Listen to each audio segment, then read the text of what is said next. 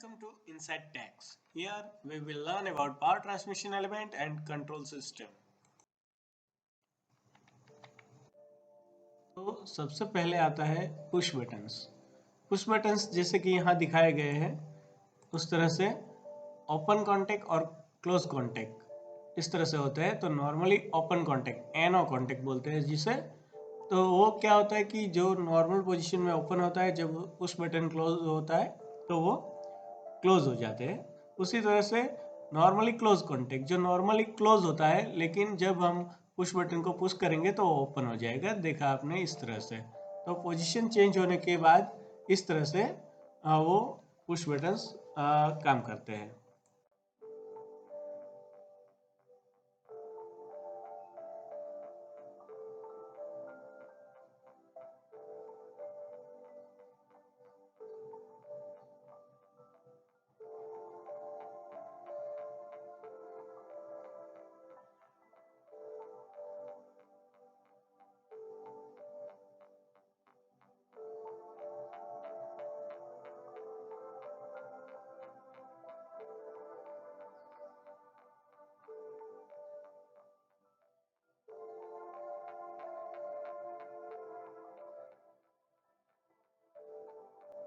तो जैसे कि यहाँ पे पुश बटन दिखाया गया है, उसे पुश करेंगे तो वो कॉन्टेक्ट चेंज होगा जैसे हमने आगे देखा।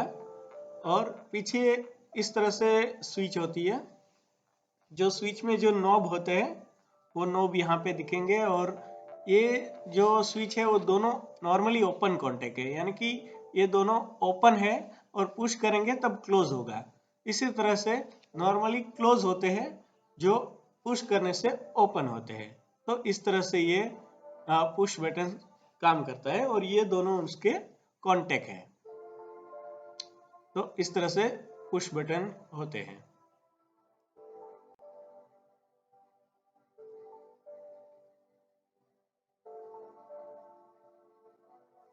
सेकंड है बैकलाइट फ्यूज। तो जनरली जो अपना ड्राइंग होते हैं, अपने सर्किट डायग्राम्स होते हैं, उसमें इस तरह से फ्यूज का सिंबल दिया गया होता है। तो या तो ये हो सकता है सिंबल या ये हो सकता है।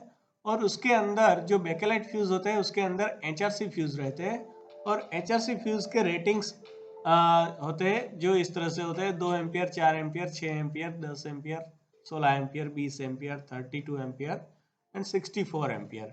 इस तरह से फ्यूज रहते हैं और जो अपनी पैनल में यूज होते हैं। देखते हैं ये फ्यूज किस तरह से होता है।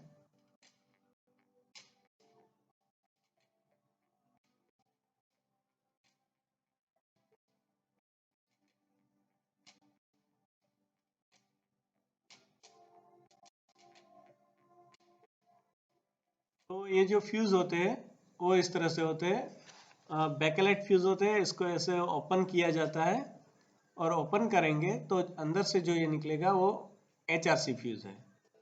ठीक है। और ये देखिए यहाँ पे 10 एम्पियर का ये फ्यूज है, 10 एम्पियर।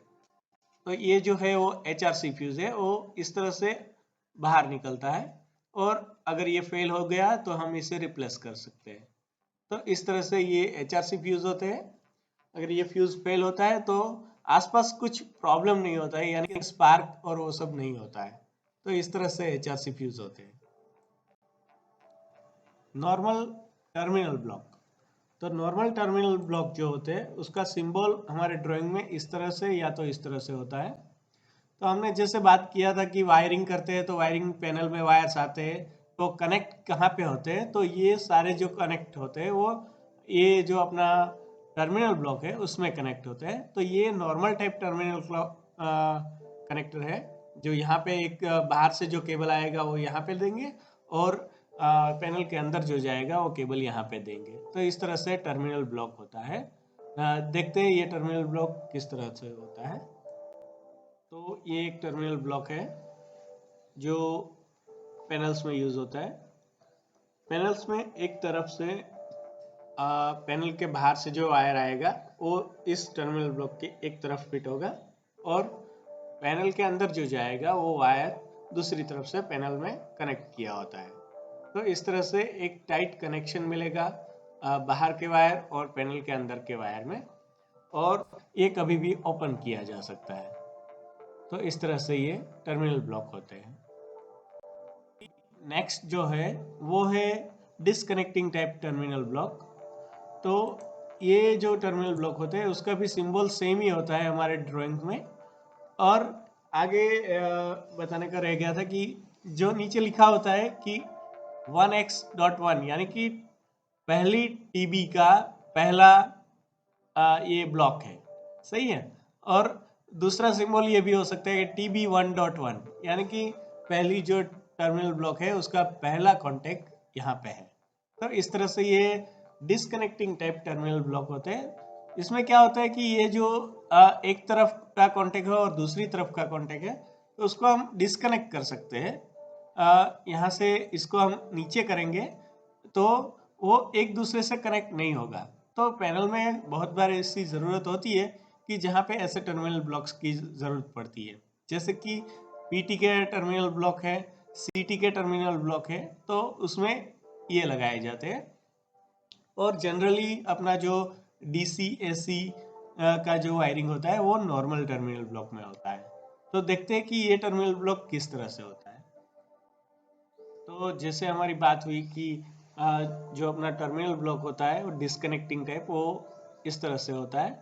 उसमें जो दोनों तरफ कॉन्टेक्ट है उसको हम डिसकनेक्ट कर सकते हैं। तो देखिए जो बीच में है नॉब, उसको हम, ये देखिए दोनों डिसकनेक्ट है अभी, और उस नॉब को नीचे खींचेंगे और टाइट कर देंगे तो दोनों एक दूसरे से कनेक्ट हो जाएगा। ठीक है, तो इस तरह से डायरेक्ट कनेक्शन रहता है। और अगर हमें ओपन रखना है तो इस तरह से उसको ऊपर की ओर करके टाइट कर देंगे तो ये डिसकनेक्ट हो जाएगा। यानी कि इसका एक स्पेशल यूज होता है हमारे पैनल में। तो इस तरह से ये डिसकनेक्ट कर सकते हैं और कनेक्ट कर सकते हैं, ऐसे टर्मिनल ब्लॉक होते हैं। फाइनली वेरियस मीटर्स रहते हैं, इंडिकेटिंग मीटर्स, जैसे कि यहाँ पे दिखाया गया है। केवी मीटर है, एमवीआर मीटर है, कॉस 5 मीटर है, और एक जो है वो डिजिटल मीटर है कि ये डिजिटल एम्पियर मीटर है। वैसे एनालॉग एम्पियर मीटर भी होते हैं। तो डिजिटल में एम्पियर मीटर होता है, उसमें हमें सप्लाई दे के उसके ऊपर सीटी का कनेक्शन देना होता है। और बाकी जो एनालॉग मीटर होते हैं उसमें डायरेक्ट सीटी पीटी के कनेक्शन दे सकते हैं। तो इस तरह से ये वेरियस हमारे जो इंडिकेटिंग मीटर्स होते हैं वो पैनल में रहते हैं।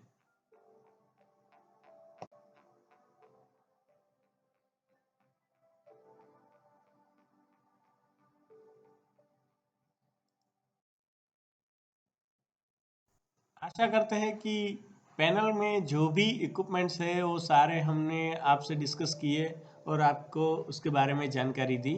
अभी आपको नेक्स्ट वीडियो में क्या जानकारी चाहिए वो आप हमें कमेंट कीजिए और देखते रहिए हमारा चैनल। Thank you.